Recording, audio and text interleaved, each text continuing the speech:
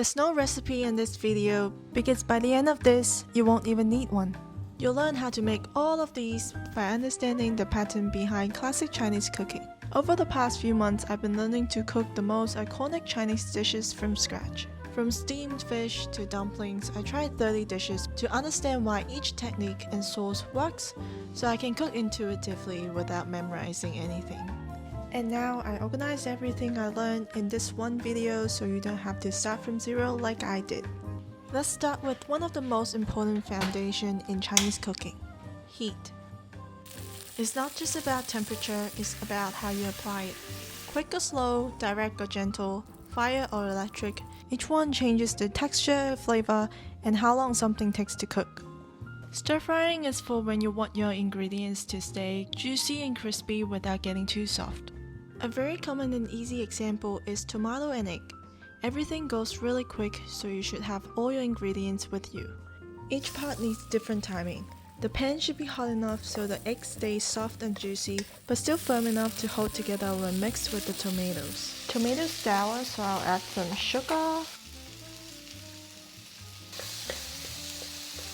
And I want more sauce, so I'll add some water as well. Stir-frying the tomatoes in high heat brings out the sweetness and thicken the sauce without turning them to mush. The thing with stir-fry is that you can always do a taste test. I want a little bit more of salt.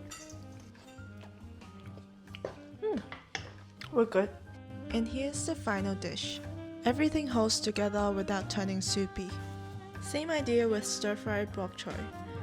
Aromatics like garlic go in first to give them a head start. That way they can infuse the oil with flavor before the bok choy gets in. Using gas stove helps remove moisture quickly. With electric, you may end up steaming everything with the moisture from the ingredients.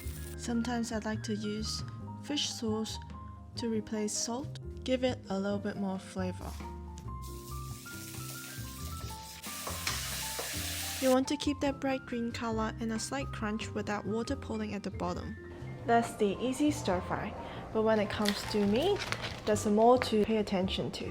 The beef is marinated with a bit of soy sauce, oyster sauce, and sugar, a bit of wine to cut through the meaty taste, cornstarch, and then with oil.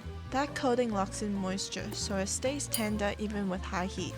You sear the beef first, then take it out because if it stays in too long, it goes tough.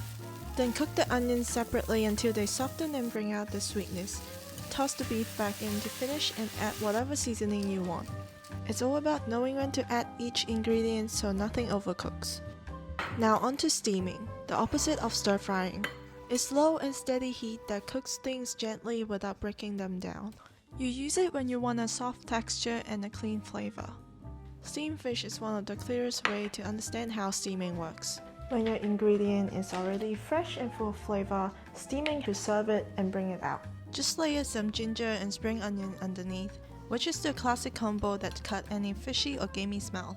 You're cooking gently just until the fish is cooked. The goal is to keep the fish moist and delicate. Some ingredients change completely under steam. Eggplant turns silky and soft and is great for soaking up a simple sauce of your choice. This works for other soft ingredients too, like pumpkin or mushrooms. And then there's steaming as a way to create a full meat dish. We're working with spare ribs here as an example. Marinate the ribs with black bean, garlic, soy sauce, oyster sauce, and sugar, wine to cut the gamey taste, and a bit of starch to keep them tender and juicy in the steamer. The same idea works for other proteins too, and you can even change up the sauces depending on what you feel like on the day. Braising is all about flavor over time. This method works best for ingredients that need time to soak in flavor. A simple example is eggs. They're perfect for soaking up flavors without needing to be fancy. I'm using canned quail eggs here because it saves time and it still works. You can definitely do hard-boiled eggs if you want to. I'm starting the sauce with around maybe 2 spoons of soy sauce. And then we can adjust based on taste test after. And a bit of dark soy sauce to add some color. And then just a handful of sugar. Depends on how sweet you want it to be. And you can always adjust it after with a taste test. And just for fun, we'll add a started anise and a bay leaf to add a bit more flavor to it. Let it boil for a bit. A bit more soy sauce. It's getting a bit too salty to drink.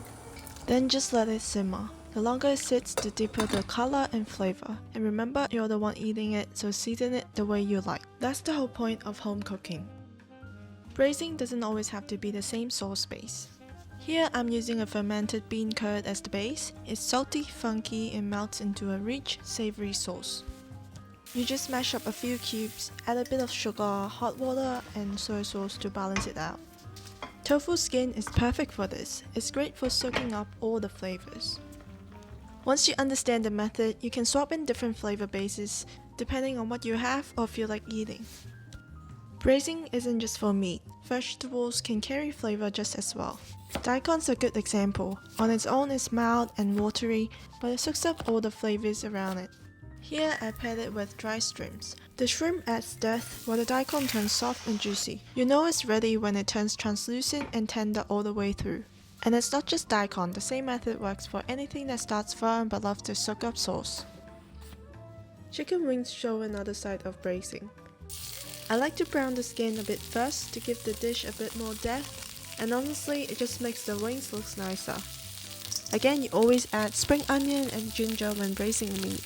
Star anise is signature for Chinese braise, and I'm adding an extra cinnamon stick here because I have spare. For wings, I like to go with the classic combo of soy and oyster sauce. Just add enough that coat each wing and you can always add more after. And of course a bit of wine with the meat. With both skin and bone, the longer it simmers, the more flavor and richness they release into the sauce. You can use the same method with most meat cuts like ribs or even ducks. Boiling and blanching are the simplest methods. Quick dips in hot water to cook something through while keeping the natural flavor and texture. The flavor mainly comes from the ingredients and sauces you serve it with. For whole pieces of meat, it's all about gentle boiling. You want the water to just simmer so it cooks evenly and stays juicy so you really taste the meat. I'm doing around 15 minutes here depending on the size. Here I have a Cantonese classic sauce with spring onion, ginger, hot oil and some salt. The sauce is just there to bring the taste out, not cover it up.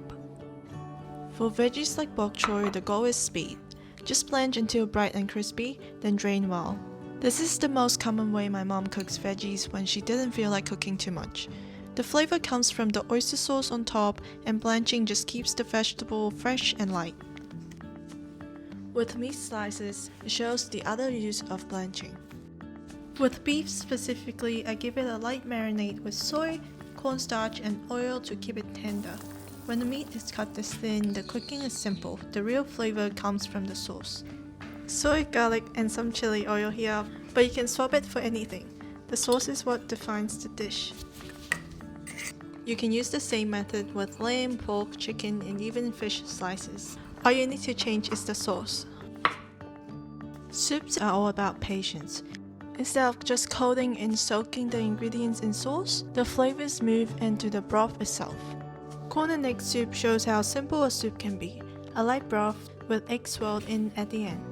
It's fast, comforting, and something you can make with just pantry basics. Daikon and pork ribs shows the slow side of soup. As always, you blanch the ribs first and rinse it. For big chunks of meat and bones, you can let it simmer for at least 2 hours to pull out the rich flavor and add the veggies a bit later so they don't turn into mush. Taste test, a little bit of salt. It's clean, light, and deeply nourishing. In Chinese cooking, you see pickled vegetables everywhere. It's a way for families to preserve the harvest over the year. Because they're already sour, salty, and full of umami, just a handful can season the whole dish without much else. You can even use them in soups. The pickled greens give it a sour flavor. Use a handful of it for a small pot, enough so the broth tastes tangy and savory even before you add the fish. Putting 2 noodles in because I'm hungry. It's a soup built from bold flavors instead of just gentle simmering. And sometimes you can turn a braise into a soup. One example here is the red-braised beef soup where you treat it like a braise first. I started with my go-to sauce combo and spices and let it simmer like I would for a braise. And at the end you just add more water to make it a soup. And with soups like this or the fish soup we did earlier, the broth is so rich that it's perfect for adding noodles and turning it into a full meal. If heat decides the texture of a dish, sauce decides the flavor. Each bottle here have a role, and once you understand the pattern, you can make up a sauce for whatever you're cooking without looking up a recipe. The most basic sauce you see again and again is just soy sauce, oyster sauce, and a little sugar. If you haven't already noticed, I already used this trio in a few dishes.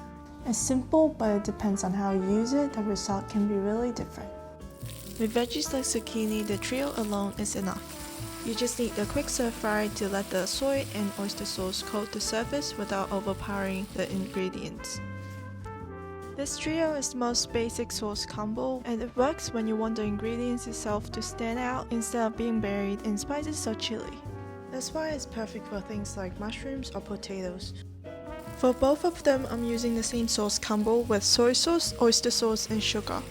Potatoes are plain, so you let them simmer longer until they take up all the sauce and gives them flavor. Shiitake mushroom already have a strong flavor, so the trio just boosts what's there.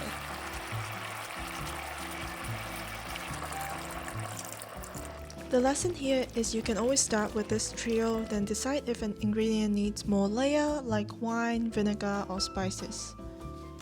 With meat, you usually add an extra layer on top of the trio. Wine to cut through the gamey taste, and cornstarch to keep it tender. Don't have to be too precise with your marinade for a stir fry, because you can always add more sauce when you're cooking it. So this trio isn't just a recipe, it's a base you can adjust depending on what you're cooking. Another sauce base you may see a lot is doubanjiang, salted black beans, chili, and garlic. They create that bold flavor you taste in many Sichuan dishes. It's salty, spicy, and really fragrant. It's the kind of sauce that entirely takes over the flavor of a dish. You always start by cooking them in oil first. That's what wakes up the aroma and makes the flavor spread through the whole dish. Take cabbage for example, on its own it's mild, but the sauce clings to the leaf and turns something simple into smoky, spicy, and rich. With eggplant, it soaks up oil and sauce like a sponge, so every bite ends up full of that rich flavor. Not every sauce is cooked. Vinegar, soy sauce, garlic, chili oil, sugar, and sesame oil comes together for a tangy, refreshing base you see in a lot of cold dishes. With cucumber, it absorbs the sauce, giving it the balance of sour, salty, and a gentle spice. It's light, refreshing, and sharp all at once. Black fungus doesn't have much flavor on its own, but the sauce clings to its chewy texture, so every bite is full of that tangy, spicy taste. And with silken tofu, the tofu itself is soft and mild. It shows how the same base can instantly dress up even the mildest ingredient. So far we looked at technique and sauces, but what makes a dish recognizably Chinese isn't just how it's cooked, it's the principle behind it. One thing Chinese cooking really emphasizes is texture. The whole plate is usually built around pairing different textures in the same bite. In prawn and egg, you have the prawn, which is firm and bouncy, paired with eggs, which stay soft and tender. With celery and tofu, it's a different pairing of the crunch from the celery and the chewy texture from the tofu skin. Same idea with the two different textures that balance each other out. And that mix of texture is something that you see a lot in Chinese cooking. Another thing Chinese cooking really emphasizes is the balance of flavor. Instead of leaning to just one taste, most dishes mix between sweet, sour, savory, and spicy in different amounts depending on what the ingredient needs. And a classic combo is sweet and sour, which is also my favorite. Here I'm stir-frying lotus root with a soy sauce to set the base and vinegar and sugar for sweet and sour sauce. With lotus root, the crunch makes it refreshing, but the balance of sugar and vinegar is what makes the flavor pop.